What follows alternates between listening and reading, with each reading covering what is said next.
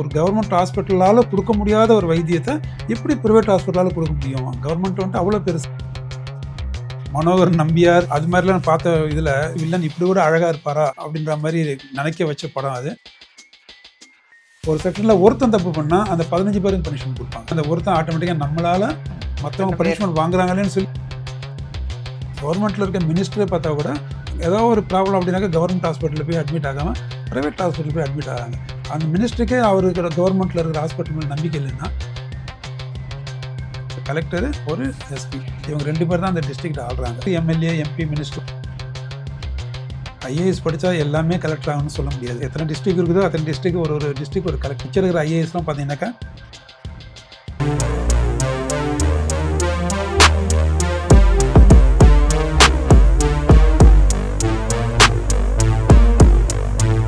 வணக்கம் மீனாகுமாரி. வணக்கம் ராமலிங்கம். இன்னைக்கு என்ன படம் ரிவ்யூ பண்ண போறீங்க? இன்னொரு போலீஸ் கதை, அதாவது தனி ஒருவன். தனி ஒருவன் 2015ல ஹீரோவா ஜெயம் ரவி ஆக்ட் பண்ண படம். ஆமா, ஜெயம் ரவி ஹீரோ. ஆனா இதுல இன்னொரு ஹீரோ இருக்காரு. யார் சொல்லுங்க பார்க்கலாம்? அரவிந்த் சாமி. எஸ், அதை வந்துட்டு நம்ம வில்லன்னு சொல்லவே கூடாது.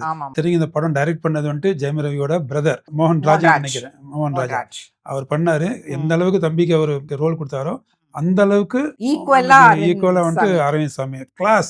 அவர் வந்துட்டு ஒரு நீங்க வில்லன் வந்துட்டு ஒரு அழகான வில்லன் தமிழ் படத்துல மனோகர் நம்பியார் அது மாதிரிலாம் பார்த்த இதுல ஒரு வில்லன் வந்துட்டு வில்லன் இப்படி கூட அழகா இருப்பாரா அப்படின்ற மாதிரி நினைக்க வச்ச படம் அது. அரவிந்த் சாமி ஒரு ரியலி வந்துட்டு பெரிய ஒரு பாராட்டுகள். அந்த படத்துல அவர் நடிச்ச அந்த ரோலும் சரி, அவர் நடிச்ச விதமும் சரி, உண்மையில கிளாஸா இருக்கும். இது இல்லாம இன்னும் 2 பேர். ஒன்னு அப்கோர்ஸ் நயன்தாரா. இது இல்லாம தம்பி ராமையா அவரோட ரோல் இதுல பண்ணா எக்ஸப்ஷனல். இதுல மொத்தமே 4 பேர் தான் அந்த படத்துல, வேற யாரும் கிடையாது. ஒன்னு பாத்தீங்கன்னா உங்களுக்கு ஜெயம் ரவி, இன்னொன்னு உங்களுக்கு அரவிந்த் சாமி, 3வது நயன்தாரா, 4வது தம்பி ராமையா. இதோட 5வதே கிடையாது. இதுல மொத்தம் 4 கேரக்டர் வச்சு அழகா பின்னி இருப்பாரு. படம் அட்டகாசமா இருக்கும். ஒரு போலீஸ் ட்ரைனிங்ல ஆரம்பிச்சு எந்த அளவுக்கு போய் எந்த அளவுக்கு ஒரு ஆர்கனைஸ்ட் கிரைம் இன்டர்நேஷனல் லெவல்ல இருக்கிற அந்த மாஃபியா மெடிக்கல் மாஃபியா எஸ்பெஷலி அவர் அடக்குறாரு அப்படின்னு சொல்லி கதை வரும். உண்மையிலேயே அருமையான கதை. சோ போலாமா, படத்துக்கு போலாமா? இந்த சீன்ல ராமலிங்கம் போலீஸ் ட்ரைனிங் காலேஜ், அதுல பின்னாடி போர்டு போட்டிருப்பாங்க, ஜெயம் ரவி போயிட்டு இருப்பாரு. இது பார்த்தோம்னா பின்னாடி Jayam Ravi training period IPS training சொல்லி படத்தில் காட்டுவாங்க. அது பேக்ரவுண்டில் போர்டு பார்த்தோன்னா அவர் மறுபடியும் பேரக் வரும்போது போட்டிருக்கு. என்ன போட்டிருக்குன்னா கீழே பாருங்க, நேஷனல் போலீஸ் ட்ரைனிங் அகாடமின்னு போட்டிருக்கும். ஸோ இது பார்த்தீங்கன்னா நேஷனல் போலீஸ் அகாடமின்னு ஒன்று இருக்குது, சென்னைன்னு கீழே போட்டிருக்குது. நேஷனல் போலீஸ் அகாடமிங்கிறது சென்னையில் கிடையாது எனக்கு தெரிஞ்சு. அது வந்துட்டு உங்களுக்கு நேஷனல் போலீஸ் அகாடமி ஹைதராபாத்தில் தான் இருக்குது. அந்த நம்ம சொல்றோம் Sardar Vallabhbhai Patel national police academy NPN அதுதான் இருக்குது. ஸோ இது ஆக்சுவலாக பார்த்தீங்கன்னாக்கா தமிழ்நாடு போலீஸ் அகாடமி அப்படின்னு ஓனமாஞ்சேரி. அது வந்துட்டு நேஷனல் போலீஸ் அகாடமி வந்துட்டு ஹைதராபாத் IPS ஆஃபீஸருக்கு. இது வந்துட்டு தமிழ்நாடு போலீஸ் அகாடமி ஓனமாஞ்சேரி இருக்கிறது. அது வந்துட்டு போலீஸ்க்கு டைரக்ட் சப் இன்ஸ்பெக்டர் அப்பாயின்மெண்ட் ஆனவங்களுக்கும் டைரக்டா DSP அப்பாயின்மெண்ட் ஆனவங்களுக்கும் தமிழ்நாடு ஸ்டேட் கவர்னர் கொடுக்குற ட்ரைனிங் அந்த இடத்துல அந்த சென்டர் கொடுப்பாங்க. IPSக்கு நான் ஏற்கனவே சொன்ன மாதிரி NPA ஹைதராபாத். முதல்ல எல்லாம் வந்து ஆவடியில கூட ட்ரெயினிங் கொடுத்தாங்க. ஆவடி தமிழ்நாடு ஸ்பெஷல் போலீஸ் அங்கே இருந்தது. ஈவன் அசோக் நகர்ல கூட இருந்தது. அதெல்லாம் போயிட்டு இப்போ வந்துட்டு அது பெரிய கேம்பஸ் அங்கே கொண்டு வந்துட்டாங்க. அதுக்கு உங்களுக்கு வந்துட்டு அங்கே அது இல்லாமல் டிபார்ட்மெண்ட் பீரியாடிக்கலாக ட்ரைனிங் இருந்து அங்கே செய்வாங்க. அதனால தான் அவங்க அதை காட்டியிருக்கிறாங்க. அதுவும் இல்லாமல் வெளியில் வந்துட்டு நேஷனல் போலீஸ் அகாடமி சென்னைன்னு காட்டியிருந்தா கூட உள்ள NPA காட்டினால தான் ப்ராப்ளம் வருது. உள்ள NPAனாக்கா indicates national police academy Hyderabad. So அது NPA வந்துட்டு சென்னையில் இருக்கிறதுக்கு சான்ஸ் இல்லை. அதுக்காக ஜஸ்ட் அது கண்ணில் பட்டுச்சு. அதுக்காக இந்த சீன்ல ட்ரைனிங் பீரியட் ஜெயம் ரவிக்கு சோ ரேஞ்ச் ஃபயரிங் காமிச்சிட்டு இருக்காங்க. அதை பத்தி கொஞ்சம் சொல்லுங்க நீங்க. இது என்னன்னா, அது IPS ட்ரைனிங்காக ஜெயம் ரவி போயிருக்கிறாரு. போகும்போது அவங்களை வந்துட்டு ப்ராக்டிஸ், நான் ஏற்கனவே சொன்னேன் இல்லையா, IPS படிக்கும்போது எல்லா விதமான ப்ராக்டிஸ் இருக்கும். டிரைவிங் இருக்கும், ஸ்விம்மிங் இருக்கும், ஹார்ஸ் ரைடிங் இருக்கும், அஃப்கோர்ஸ் ஷூட்டிங் பார்ட் போலீஸில் இருக்கிறதுனால அது வந்துட்டு கம்பல்சரி மேண்டேட்ரி. ஸோ இது வந்துட்டு ஷூட்டிங் ப்ராக்டிஸ்க்காக ரேஞ்சில் என்ன பண்ணுவாங்க.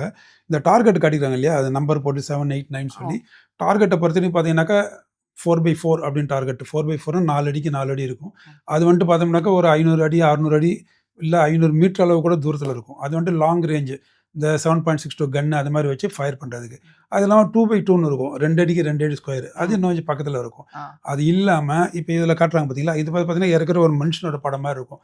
இதை பார்த்தீங்கன்னா ஃபிகர் 8 அப்படின்வாங்க, ஃபிகர் 8 டார்கெட்டு. இது எதுக்கு அப்படின்னாக்கா ஒரு பர்டிகுலர் இதுல ஒரு எப்படி சொல்றது எஸ்பிஜி என்எஸ்ஜி அந்த மாதிரி ப்ராக்டிஸ் கொடுப்பாங்க. பின்னாடி திரும்பி நிக்க வைப்பாங்க, டர்ன் பண்ணுவாங்க, நெத்தி அப்படின்னுவாங்க, டக்குன்னு நெத்தியில சொல்லணும். அது வந்துட்டு ஏற்கனவே ஒரு மனுஷனோட படம் மாதிரி இருக்கும் டார்கெட். அது மாதிரி பின்னாடி திரும்பி இருக்கும், டார்கெட்டை பார்க்க கூடாது. மறுபடியும் அவங்க 3 2 1 அப்படின்னு சொல்லி திருமணம் ஒன்று சொல்லுவாங்க, உங்களுக்கு செஸ்ட் அப்படின்னுவாங்க, ரைட் லெஃப்ட். அது ஒன்று வித்தின் செகண்ட் நீங்க எய்ம் பண்ணி சொல்லணும். ஸோ அதுக்காக அது வந்துட்டு மனுஷனோட இது அந்த எனிமியோட டார்கெட் மாதிரி வச்சிருப்பாங்க. இதுக்கு பேர் ஃபிகர் 8 அப்படின்னு சொல்லுவாங்க. ஸோ இது வந்துட்டு யூஸ்வலா இந்த 3 டார்கெட் தான் ஷூட்டிங்காக இது பண்ணுவாங்க, கொண்டு வருவாங்க. ஸோ இதுல வந்து 7 8 9ன்னு போட்டிருக்கு. ஸோ இத மார்க்கிங் எப்படி பண்ணுவாங்க? டார்கெட் 4x4 டார்கெட் யூஸ்வலா சொல்றேன் நான். இது மார்க் இப்போ எப்படி பார்ப்பாங்க, இதுல வந்துட்டு ஒரு சென்டரா இருக்குது பாத்தீங்களா, இல்ல அவுட்டர்ல இருந்து வரலாம். முதல்ல வெளியில இருக்கிற சர்க்கிளுக்கு பேரு அவுட்டர். இல்லை அதுக்கு மேலே வெளில போச்சுன்னா ரவுண்ட்ஸ் வந்துட்டு வாஷ் அவுட்னு சொல்லுவாங்க. அதை கணக்கிலே எடுத்துக்க மாட்டாங்க. அவுட்டர் ரிங்கில் பண்ணாக்க அது அவுட்டர் ரிங்கு. அதுக்கடுத்து மேக்பை அப்படின்வாங்க, MAGPI மேக்பை அப்படின்வாங்க, சென்டராக இருக்கிறது மிடில் சர்க்கிள். அதுக்கு உள்ளே இருக்கிற அந்த சர்க்கிள் பார்த்தீங்கன்னாக்கா இன்னர் சர்க்கிள் அப்படின்னு இருக்கும். அதுக்குள்ளே வந்துட்டு இவ்வளோ ஒன்று பிளாக் இருக்குது, அதுக்கு பேர் தான் bullseye. Outer magpie inner circle and bullseye. Bull circle வராது. ஏன்னா புல்லுங்கிறது ஒரு பாயிண்ட், அதை புல் அடிக்கிறது தான் மெயின். ஏன்னா அந்த காலத்தில் ராஜா காலத்துலலாம் அந்த கண்ணு வந்துட்டு காளை மாடு ஓடும்போது கண்ணை பார்த்து அடிக்கிறதா இருக்கலாம், அவன் எய்ம் பண்ணி ஆரோ அடிக்கிறதா இருக்கலாம். அதுலேருந்து அந்த பழக்கம் வந்துருச்சு, அதனால அது புல்லுன்னு சொல்லுவாங்க. நடுவில் இருக்கிற சென்டர் பாயிண்ட் புல்லுன்னு சொல்லுவாங்க. இதை வச்சுதான் மார்க். உங்களுக்கு வந்து ஒரு 10 ரவுண்டு கொடுக்குறாங்கன்னா 10 ரவுண்ட்ல அந்த 10 ரவுண்டு எங்கெங்க போட்டிருக்குதோ அந்த சர்க்கிளுக்கு ஏற்ற மாதிரி மார்க் கொடுத்து டோட்டல் ஸ்கோர் பண்ணுவாங்க. நான் என்ன கேள்விப்பட்டிருக்கேன்னா, இந்த ஷூட்டிங்லயே 2 விதமான கேட்டகரி இருக்கு. தட் இஸ் குரூப்பிங் ஒன்னு, மார்க்கிங் ஒன்னு. ஓகே, சோ அது என்ன? இப்போ எப்படின்னாக்கா, இப்போ ஒரு டார்கெட் இருக்குது அப்படிங்களா, வியூவர்ஸ் சேர்த்து சொல்லுவாங்க. டார்கெட் 4x4 டார்கெட் இருக்குதுனாக்கா எல்லாமே வந்துட்டு ஒரு புல்லில் ஒருத்தர் அடிக்கிறாரு. புல்லுங்கிறது இவ்வளவு பெருசு இருந்தா கூட ஒரு இங்க ஒருத்தர் அடிச்சாரு, இங்க ஒன்று அடிச்சாரு, இங்க ஒன்று அடிச்சாரு, இங்க ஒன்று அடிச்சாரு, அங்க அடிச்சாரு, ஏற்கனவே எல்லாமே இன்னர் சர்க்கிள் வந்துருச்சு. மார்க்னு பார்த்தா அதிகமா மார்க் வந்துருச்சு, மத்தவங்க அதுக்குள்ள அடிக்கல. சோ அது வந்துட்டு ஸ்கோர் அவர் டாப் ஸ்கோர் பண்ணி இருந்தாலும் அந்த 5 குண்டு பட்டது, ஒரு குண்டு இங்கே போட்டிருக்கோம், ஒரு குண்டு இங்கே போட்டிருக்கோம், ஒன்று இங்கே போட்டிருக்கோம், இங்கே போட்டிருக்கோம். இருந்தாலும் ஏற்கனவே இன்னர் சர்க்கிள் வந்தனால அவருக்கு மார்க் கொடுத்துருவாங்க. ஆனா இது வேற விதமா பார்க்கும்போது இன்னொருத்தன் என்ன பண்ணிருப்பான்னா, இவ்வளவு பெரிய டார்கெட்ல இந்த புல்லில் அடிச்சிருக்க மாட்டான், இந்த ஓரத்துல வெளியில 4 அடிக்கு 4 இல்லையா, டார்கெட் மேல ஓரத்துல அடிச்சிருப்பான். ஆனா 5 புல்லட், மொத்தமே 5 புல்லட் தான். 5 புல்லட்டையுமே இதுக்குள்ளே 1 2 3 4 5 நெருக்கி ஒண்ணுக்கு வித்தியாசம் இவ்வளவுதான் இருக்கும். சோ அப்படி பார்க்கும்போது யார் வந்துட்டு பெஸ்ட் ஷூட்டர் அப்படி பார்த்தா பெஸ்ட் ஷூட்டர் இவன் தான். ஏன்னா இந்த கன்சிஸ்டன்சி இருக்கு. இது ஏன் இங்க பட்டதுன்னா, மேபி கன்னோட ஜீரோயின்னு சொல்லுவாங்க. கன்னை வந்துட்டு டியூன் பண்றது சரியா பண்ணாம இருந்திருக்கலாம். சோ அவன் எய்ம் எடுத்து இங்க தான் எய்ம் எடுத்தான், ஆனா பட்டதெல்லாம் இங்க பட்டு. புரியுதா? அவன் எய்ம் இங்க தான் எடுத்திருப்பான், பட்டதெல்லாம் இங்க பட்டுச்சு. ஆனா எல்லா எய்மே கரெக்டா எடுத்துக்கிறான். 5க்கு 5 இங்க தான். இதுல நியரஸ்ட் எதுன்னு சொல்லி பார்க்காம லாங்கஸ்ட், ஒரு புல்லட் இந்த ஓரத்தில் பட்டிருக்குது, ஒரு புல்லட் இங்கே, ஒரு புல்லட் இங்கே, ஒரு புல்லட்னா இதுல இருந்து எது 2 புல்லட்டுக்கு நடுவில் லாங்கஸ்ட் டிஸ்டன்ஸ் இருக்குதோ அதுதான் அந்த குரூப்பிங்கோட சென்டிமீட்டர் டிஸ்டன்ஸ் சொல்லுவாங்க. ஸோ இது வந்துட்டு உங்களுக்கு ஒரு 2 சென்டிமீட்டர்ல 5 புல்லட்டும் உள்ளே பட்டுதுன்னா 2 சென்டிமீட்டர். ஆனா இவனுக்கு பார்த்தோம்னா எல்லாமே புல்லு இன்னர்ல பட்டிருக்கும் 5 புல்லு பார்த்தா. ஆனா எல்லாமே பார்த்தா உங்களுக்கு மொத்தத்தில் பார்த்தா ரொம்ப லாங்கஸ்ட் டிஸ்டன்ஸ் ஏதாவது 2 புல்லட்டுக்கு நடுவில் பார்க்கும்போது மேபி பார்த்தோன்னா 10 சென்டிமீட்டர் 12 சென்டிமீட்டர் இருக்கும். ஸோ இதில் வந்துட்டு அடுத்தது அந்த கொஸ்டின் வரும். இப்போ வந்துட்டு கன் ஷூட் யார் வந்து இதில் வந்துட்டு பர்ஃபெக்ட் ஷூட்டர் யாரு அப்படிங்கிறது ஒரு கேள்வி. அதுக்காக 2த்தையுமே தனித்தனி கேட்டகரியாவே வச்சுட்டாங்க.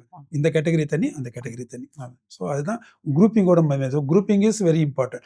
ஒரு ஷூட்டர் உண்மையிலேயே ப்ராப்பரா அவன் ஷூட் பண்றானா இல்லையான்னு பார்க்கணும்னா அவனோட குரூப்பிங் தான் இம்பார்ட்டன்ட். சோ அந்த கன்சிஸ்டன்சி அது அந்த இடத்துல வந்து ஒரு டார்கெட்ல எங்கேயோ ஒரு இடத்துல அடிக்கிறான், ஒரு இடத்துல 10 புல்லட்னா 10 புல்லட்டும் டக்கு டக்கு டக்கு டக்கு நாங்க தான் அடிக்கிறோம். அப்படின்னா 10க்கு 10 ஓரத்துல டார்கெட் ஓரத்துல அடிக்கிறான், நடுவில் புல்லு பக்கமே போகல. இருந்தாலும் 10க்கு 10 ஒரே இடத்துல.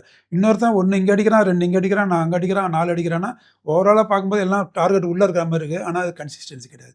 ஸோ அதனால தான் இது வந்துட்டு குரூப்பிங் சொல்றது ரொம்ப ஷூட்டிங் பொறுத்தவரைக்கும் grouping is very important practice டைம்ல. இந்த சீன்ல பாத்தீங்கன்னா ஹீரோ கூட முன்னாடி நின்னுட்டு இருக்காரு, ஒருத்தர் மட்டும் ஒரு கம்பை தூக்கிட்டு பின்னாடி ஓடிட்டு இருக்காங்க. சோ அது என்ன இம்ப்ளை பண்ணுது? இது ட்ரைனிங் டைம்ல, இது எந்த சீன்னா ட்ரைனிங் டைம்ல ட்ரைனிங்ஸ் இன்க்ளூடிங் ஹீரோ ஜெயம் ரவிலாம் முன்னாடி நின்றுட்டு இருப்பாங்க. பின்னாடி அவங்க குரூப்ல இருக்கிற ஒன் ஆஃப் த ட்ரைனிஸ் குரூப்ல இருக்கிறவங்க பின்னாடி அது கம்பு இல்ல லாட்டியை சொல்லுவாங்க இல்லையா, லாட்டியை எடுத்துட்டு பின்னாடி கையை தூக்குறாரு. இது என்னன்னா ட்ரைனிங்ல வந்துட்டு பனிஷ்மெண்ட் ரொம்ப விதவிதமா இருக்கும், எல்லாமே ரொம்ப ஹார்ஷா இருக்கும். நம்ம ஹெல்த் ஓரியன்டட்ல பார்க்கும்போது எல்லாமே நமக்கு ஹெல்த் இம்ப்ரூவ் பண்றது தான் இருக்கும், ஏன்னா ஹெல்த்துக்கு ஹார்ம்ஃபுல்லா இருக்காது. ஸோ இது வந்துட்டு ஆக்சுவலா பார்த்தோம்னா இது லாட்டி கொடுத்துருக்காங்க. இன்ஃபேக்ட் இது பார்த்தோம்னா கையில கன் இருக்கும். அப்போ பார்த்தீங்கன்னாக்கா ரைஃபிள் உப்பர் அப்படின்னுவாங்க. ஏதாவது பனிஷ்மெண்ட் பண்ணும்போது நம்ம நடந்து போகும்போதோ இல்லை ட்ரைனிங்ல ஒரு குரூப்பா போகும்போது தனியா போயிட்டோம், ஏதோ ஒரு இன்டிசிப்ளின் வேலை செஞ்சோம்னாக்கா உடனே உஸ்தாதுன்னு சொல்லுவோம் இல்லையா, இன்ஸ்ட்ரக்டர், அவர் கூப்பிட்டு வந்து யார் தப்பு பண்ணாலும் அவர் மட்டும் வெளியே கூப்பிட்டு ரைஃபிள் உப்பர் அப்படின்னாங்க. ரைஃபிள் உப்பர்னா கன் மேல வச்சுட்டு போகணும். அப்படின்னா கிரவுண்ட் 2 ரவுண்ட் 3 ரவுண்ட் அடிக்கணும். அது வந்துட்டு நம்ம நினைக்கிறது ஈஸியா இருக்குது. கையை நீங்க தூக்கிக்கிட்டு ஓடும்போது யூஸ்வலாக கை வந்துட்டு அந்த ஏரோடைனமிக்காக கொஞ்சம் நம்ம கரெக்டாக பாடிக்காக கையை நம்ம முன்னாடி பின்னாடி கொண்டு வருவோம். அந்த ஆக்சலரேஷன் மாதிரி இருக்கும். அப்போ அதனுடைய இது வேற மாதிரி இருக்கும். ஆனால் இது வந்துட்டு 2 கை வந்துட்டு உங்களால் அசைக்க முடியாமல் மேலே தூக்கிட்டு நீங்கள் ஓடினீங்கன்னா ஒரு ரவுண்டு ஓடுறவங்களையும் நீங்கள் கீழே அப்படிக்கு விழுந்துருவீங்க. அந்த அளவுக்கு வந்துட்டு ரொம்ப உண்மையிலேயே பார்க்கறதுக்கு ஈஸியாக இருக்கும். அது ரொம்ப ஒரு ஹார்டான ஒரு பனிஷ்மெண்ட். இது இல்லாமல் வந்துட்டு உட்கார வச்சு டர்ட்டி சால்னுவாங்க. உட்கார வச்சு தவளை மாதிரி ஃப்ராக் ஜம்ப் சொல்கிறோம் இல்லையா, குழந்தைங்க விளையாடுது ஃப்ராக் ஜம்ப் மாதிரி உட்கார வச்சு ஒரு 10 அடி போனாலே போதும் கீழே விழுந்துருவானுங்க. அது இல்லாமல் ஃப்ரண்ட் ரோல்னு சொல்லுவாங்க. அது பார்த்தீங்கன்னா இது ஐபிஎஸ் ஆகுது, சப் இன்ஸ்பெக்டர் ஆகுது, கான்ஸ்டபிள் ஆகுது, எல்லாமே இதை பண்ணி தான் ஆகணும். ஐபிஎஸ்ங்கிறது எக்ஸாம்ஷன் கிடையாது. அதே மாதிரி இதில் விமன் கான்ஸ்டபிள் மென் அந்த பேச்சும் கிடையாது. எல்லாத்துக்குமே பனிஷ்மெண்ட்டும் சரி, ப்ராக்டிஸும் சரி, ட்ரைனிங்கும் சரி, எல்லாமே ஈக்குவல். அதில் வந்துட்டு எந்த ஒரு பார்ஷியாலிட்டியும் கிடையாது. ஸோ பனிஷ்மெண்ட் வந்துட்டு போலீஸில் பார்க்கும்போது பார்க்கறதுக்கு உண்மையிலேயே ரொம்ப ஹார்ஷாக இருக்கும். இதை விட என்ன கொடுமைன்னா செக்ஷன் சொல்லும் இல்லையா, ஒரு செக்ஷன் இருக்கும். ஒரு செக்ஷனில் 12 பேர் 15 பேர் இருப்பாங்க. ஒரு செக்ஷனில் ஒருத்தன் தப்பு பண்ணால் அந்த 15 பேருக்கு பனிஷ்மெண்ட் கொடுப்பாங்க. அந்த ஒருத்தன் ஆட்டோமேட்டிக்காக நம்மளால மற்றவங்க பனிஷ்மெண்ட் வாங்குறாங்களேன்னு சொல்லி அவன் தப்பு பண்ணாமல், இல்லைன்னா என்ன நினைப்பான், நம்ம பனிஷ்மெண்ட் நான் வாங்கினா வாங்கிட்டு போகிறேன், உங்களுக்கு என்னடா நான் அப்படிதான் இருப்பேன் அப்படின்னுவான். அது வந்து இன்டிசிப்ளினாக வளர்க்குற மாதிரி ஆகிடும். ஸோ ஒருத்தன் அந்த செக்ஷனில் ஸ்குவாடுன்னு சொல்லுவாங்க. ஒரு ஸ்குவாடில் ஒருத்தர் தப்பு பண்ணாலே ஆட்டோமேட்டிக்காக அந்த மொத்த பேர் 15 பேர் தப்பு ஓடணும் அப்படின்னா மொத்தம் ஓட அவனை திட்டி எடுத்துருவாங்க. நைட்டில் கம்பல் பரேன்னுவாங்க. நைட்டில் அவன் படுத்திருக்கும் போது பெருசாக ஒரு கம்பளி சொல்லுவோம் இல்லையா, கம்பளி அவன் மேலே போட்டு யார் அடிச்சானே தெரியாது, கும்முன்னு கும்கி எடுத்துருவாங்க. அவன் வந்து யார்கிட்டையும் கம்ப்ளைண்ட் கொடுக்க முடியாது. அப்கோர்ஸ் எல்லாம் சீரியஸான விஷயம் இல்லை, இருந்தாலும் சொல்கிறேன், இதெல்லாம் கூட நடக்கும் அந்த காலத்தில் போலீஸ் ட்ரைனிங்கில். ஸோ அதுக்கு பயந்துட்டா அவன் டிசிப்ளினாக இருப்பான். ஸோ அந்த 10 மாதத்தில் அது இன்னொன்று என்னன்னாக்கா கோஆப்ரேஷன், கோஆர்டினேஷன், எல்லாமே குரூப்போட சேர்ந்து போகணும் அப்படின்னு ஒரு மனப்பான்மை வரும். அதுக்காக இண்டிவிஜுவல் தப்பு பண்ணால் கூட அந்த ஸ்குவாடுக்கே பனிஷ்மெண்ட் கொடுப்பாங்க.